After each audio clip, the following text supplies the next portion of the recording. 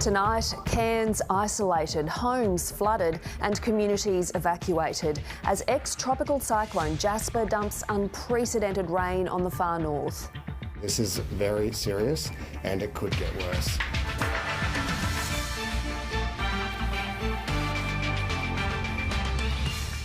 An initial investigation finds the killing of 3 Israeli hostages waving white flags in Gaza was against the rules of engagement. Calls for stronger regulation after telemarketers push a pensioner into draining his savings. And the Queensland Council delivering free festive hams to its residents. Good evening, Jessica Van Vonderen with ABC News. A flood disaster is unfolding in the far north tonight. Torrential rain has caused rivers to burst their banks. Roads are cut and people are isolated, with homes starting to go under. Hundreds of millimetres have fallen. The Cairns Mayor says it's unprecedented. Christy Sexton-McGrath reports from Cairns. It's not called the wet tropics for nothing. But this is absolutely drenched. Here we are on the Vonderen River Bridge, ladies and gentlemen. The other side, raging thunder.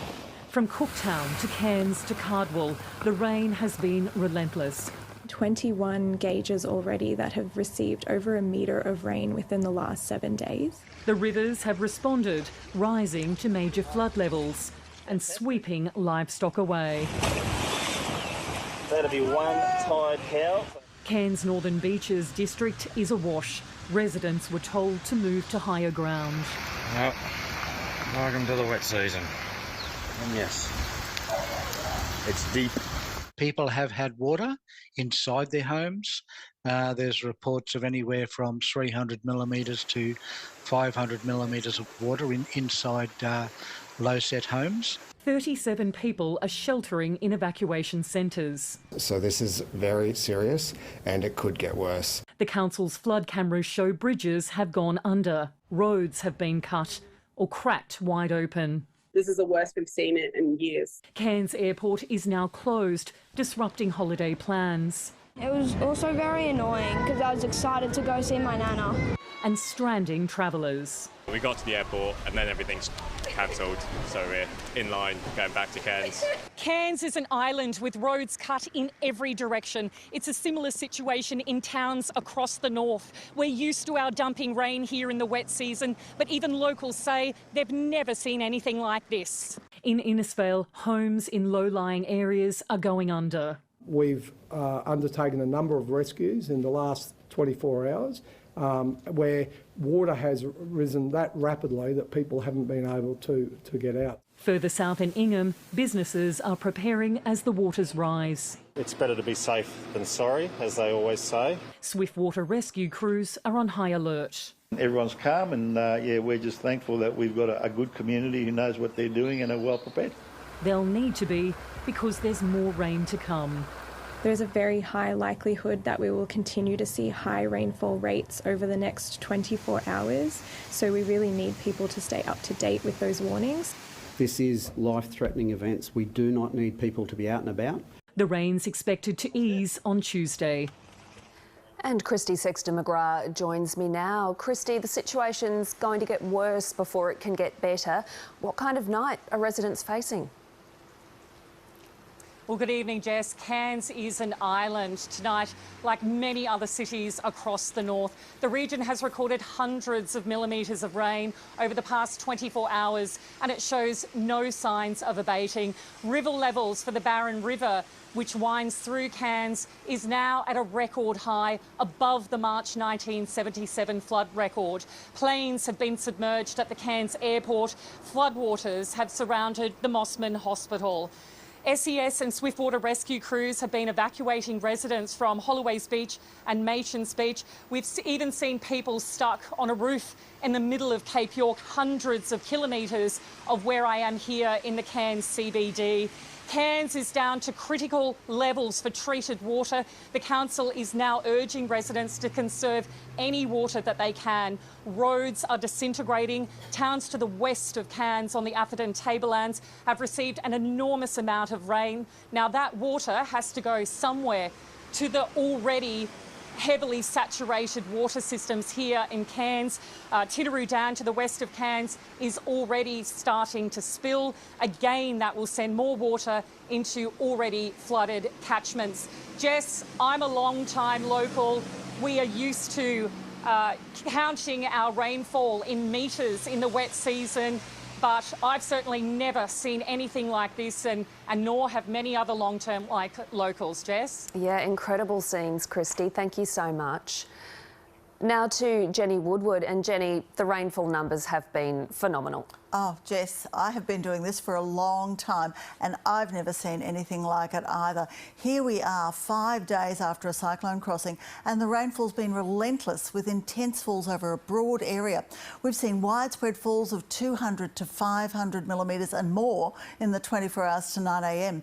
Black Mountain had 582, bringing their 5-day total to almost 1.5 metres of rain, while Meanavale had 566, Myola 513. There's been 309 in Cairns at the airport and 336 at the Innisfail Aerodrome. Now, the remains of ex-tropical cyclone Jasper has stalled over the peninsula, so the rain and storms just keep coming. It's a very dangerous situation with intense rainfall and potentially life-threatening flash flooding continuing, and there's no change expected for at least the next 6 to 12 hours. So the severe weather warning persists from the Daintree down to Tully and then west to about Croydon and Dunbar. And there's major flooding across the region too. The Barron River has reached a record new high. And at this stage, the low could drift northwest and make it into the Gulf tomorrow or Tuesday, but there's still a lot of uncertainty about how it will behave over the coming week. And I'll be back with all the other weather details later in the bulletin, Jess. Thanks, Jenny. To other news now, the Israeli military has revealed 3 hostages mistakenly killed by Israeli soldiers were holding a white flag when they were shot. The chief of the IDF has taken responsibility for the deaths, saying the hostages did all they could to signal they were civilians.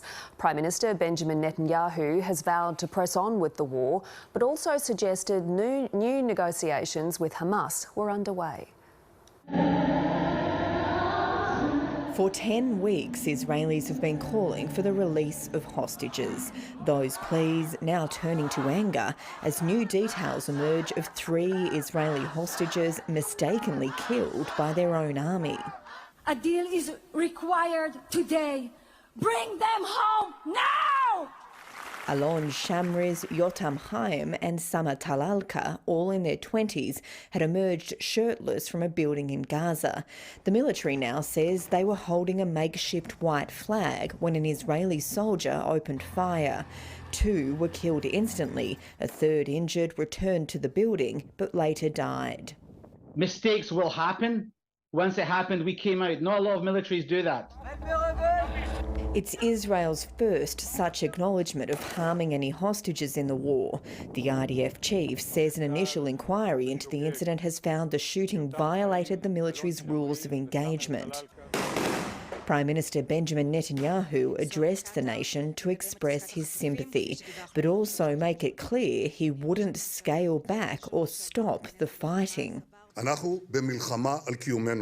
We are in a war for our existence, which we must continue until victory, despite the international pressure. Prime Minister Benjamin Netanyahu says he's now talking with Qatar for new negotiations on hostage release. Hamas, for its part, says it's told mediators there'll be no new negotiations until the aggression stops once and for all. Earlier this week, the IDF posted this video of what it claimed were terror operatives surrendering their weapons outside a hospital in northern Gaza. Palestinians sheltering there say Kamal Adwan Hospital was besieged and raided by Israeli troops. They took all the staff out for investigation. Even the patients were being investigated. A local journalist in Gaza reported seeing Israeli bulldozers crush tents and people sheltering in the courtyard. They just killed people. People are still buried under the rubble.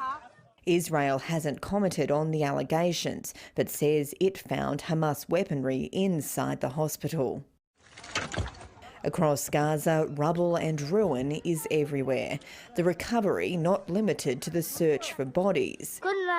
Our house is damaged, but all of our stuff is in it, so we're searching now for our toys. This house was our shelter.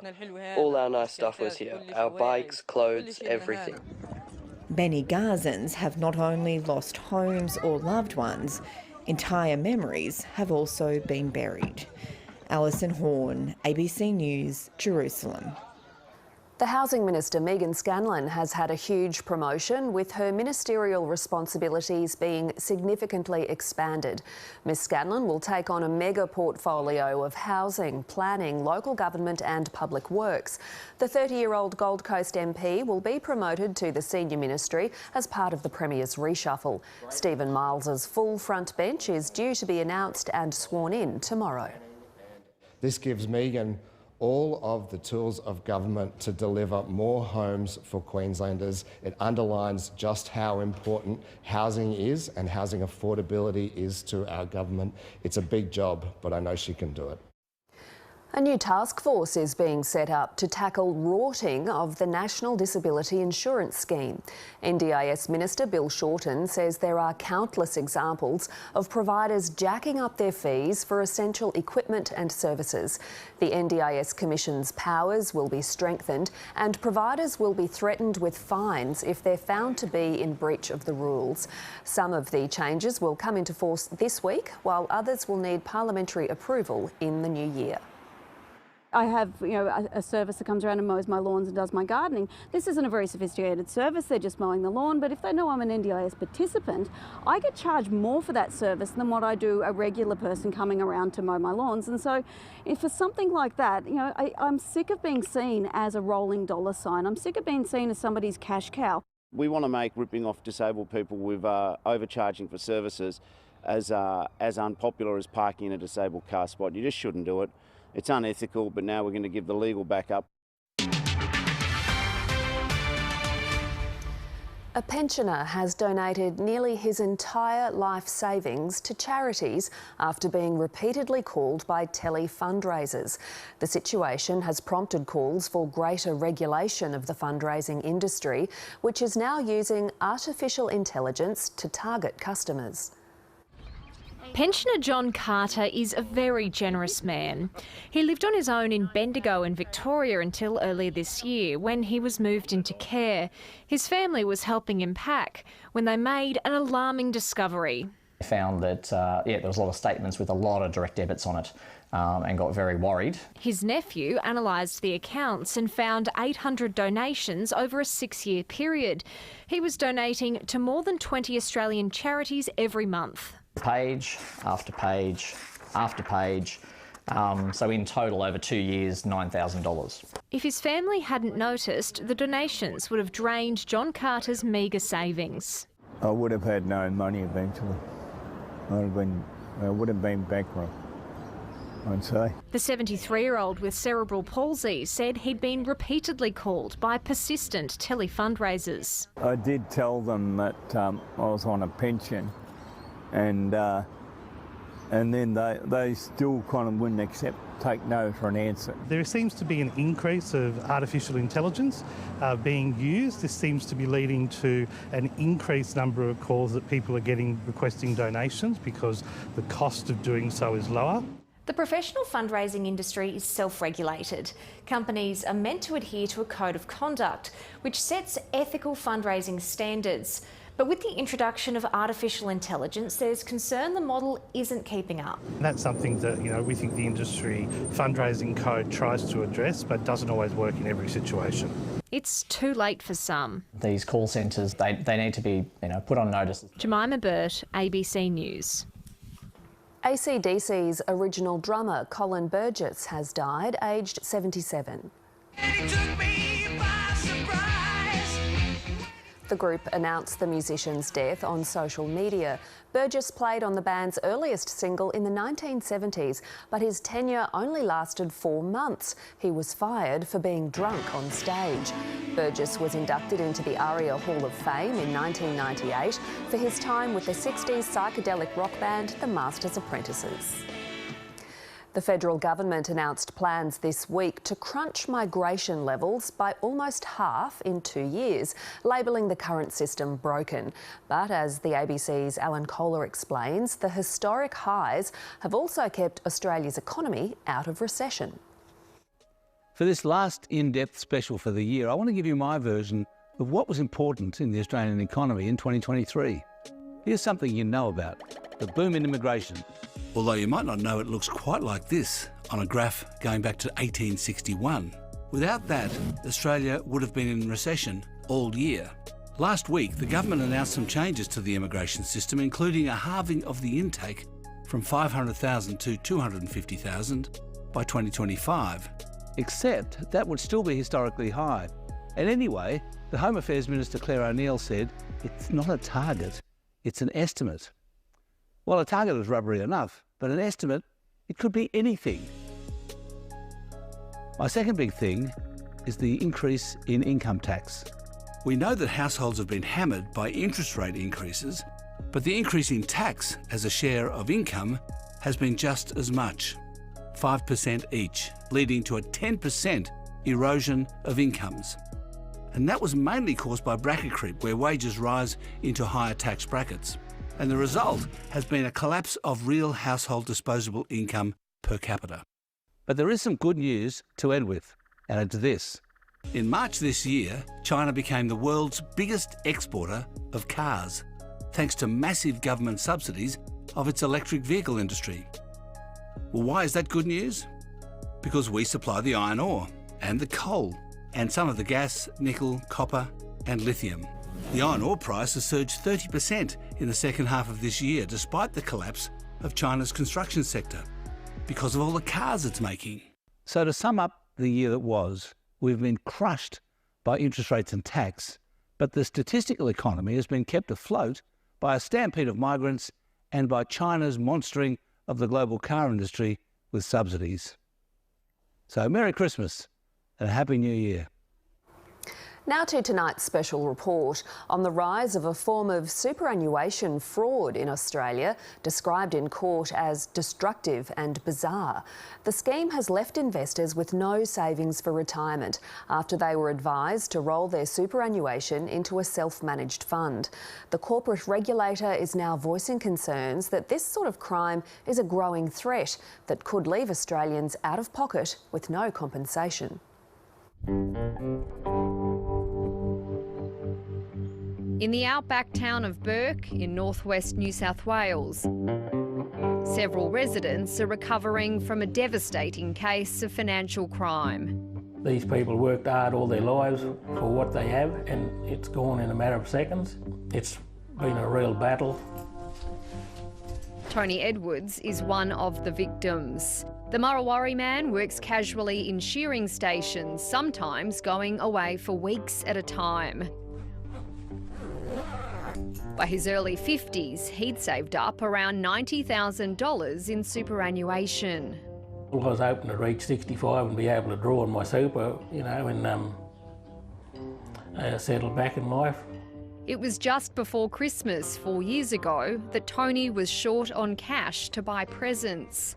He was put onto an investment firm down in Melbourne. Its director told Tony he'd be able to access $5,000 of his super if he rolled the rest into a self-managed fund. He had all these schemes going, and he sent us all the paperwork, me and my partner. We filled out the paperwork.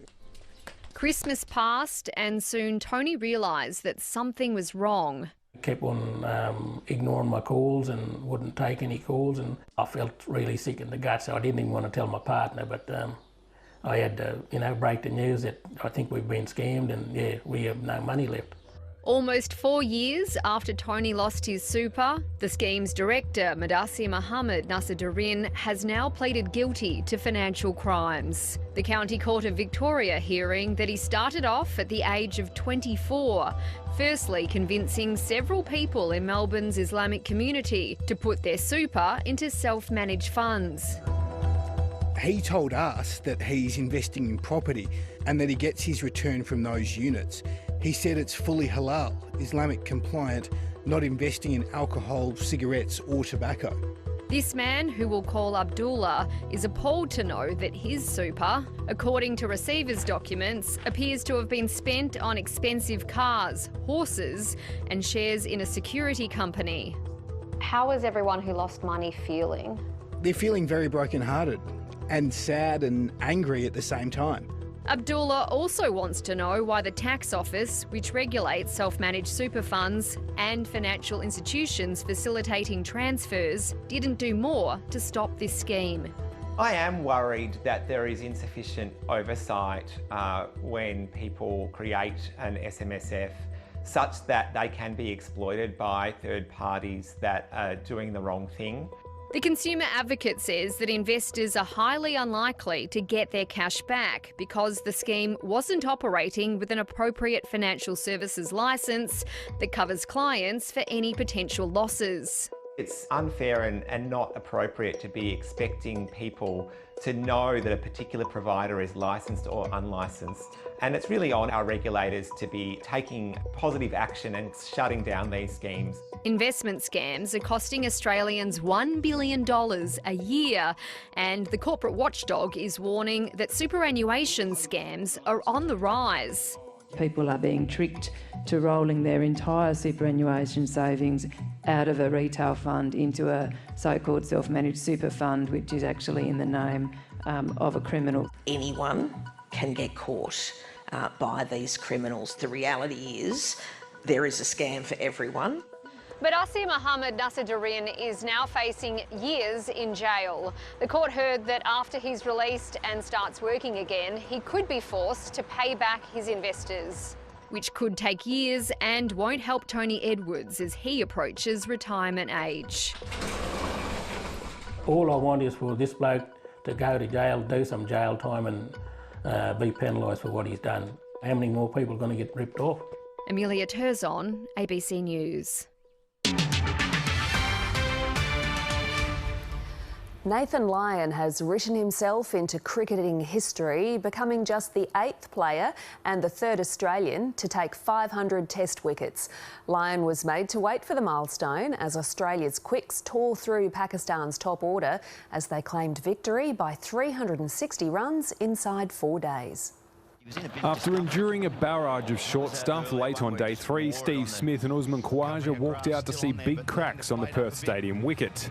And Karim Shahzad had the ball moving early. He starts really well. He was rewarded, trapping Smith LBW for 45 by the slimmest of margins. Yeah. Lucky they're fat bales. Travis Head had a lucky escape. Oh, hello. The old periscope. Yep. But he couldn't survive when he lashed an Amir Jamal delivery as Pakistan clawed its way back into the match. Khawaja had slowly built an innings, but variable bounce still troubled the opener.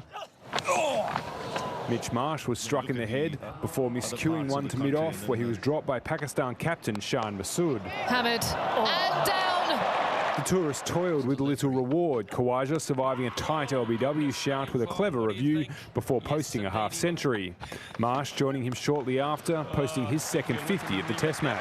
Straight through the covers again, 2 glorious shots. But his aggressive approach came at a cost as he wore another bouncer in the head. Australia declaring not long after when Khawaja fell for 90, setting Pakistan 450 for victory. The chase did not start well. Edged and taken, he's got the first. Masood followed soon after, edging Josh Hazlewood as Alex Carey claimed his 100th dismissal as wicketkeeper. The top order in tatters as Stark struck again. The umpire says it's out.